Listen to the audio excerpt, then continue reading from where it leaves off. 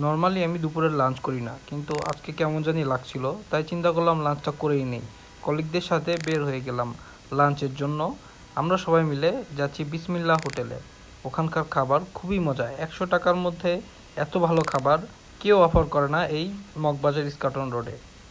যেতে যেতে আমরা রাস্তায় দেখছিলাম এক পাশে বাংলা মোটরের জ্যাম, পুরো রাস্তা স্টাক হয়ে আছে, আরেক পাশ সম্পূর্ণরূপে খালি। তো যাওয়ার সময় আমাদের ডানে চোখে পড়লো ব্যায়ামের এই মাঠটা। প্রায়ই দেখতে পাই এখানে কিছু বাচ্চারা সবসময় খেলাধুলা করে, কিন্তু আজকে কি যেন একটা কারণে মাঠটা সম্পূর্ণ খালিই ছিল। তো আমরা হেঁটে চলেছি বিসমিল্লাহ হোটেলের উদ্দেশ্যে। অনেকটা রাস্তা হাঁটার পরে আমরা চলে এলাম বিসমিল্লাহ হোটেলে। চলেন ভিতরে প্রবেশ করি। ভিতরে এসে দেখি জমজমাট অবস্থা। আমার কলিগরাও দাঁড়িয়ে আছে সবাই, ভিতরে বসার কোনো জায়গা নেই। একটু পরে ভিতরে প্রবেশ করলাম অ্যান্ড খাবার নিয়ে নিলাম। খাবারটি দেখতে খুবই মজা এবং সুস্বাদু, আশেপাশে সবাই খাচ্ছে, আমিও তাই তাড়াহুড়া করে খেয়ে নিলাম। অ্যান্ড খাওয়ার পরে যখন অফিসে ব্যাক করছি, মনে হলো এক কাপ চা না হলেই নয়। চলেন রাস্তা পার হয়ে ওপর থেকে এক কাপ মজাদার চা খেয়ে নিই। হেঁটে হেঁটে চলে আসলাম চায়ের দোকানে।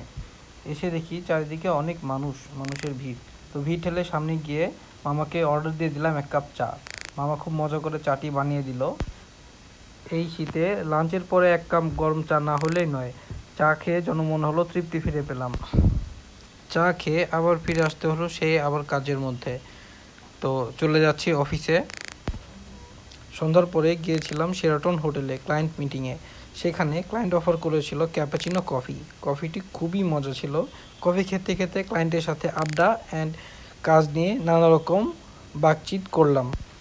সারাদিনের কর্মব্যস্ততা শেষ করে আমি চলে আসলাম বাসায়। অ্যান্ড এখন সবাইকে বিদায়ের পালা। বিদায় জানাচ্ছি আমার রাকিনকে অ্যান্ড আপনাদেরকেও। আল্লাহ হাফেজ।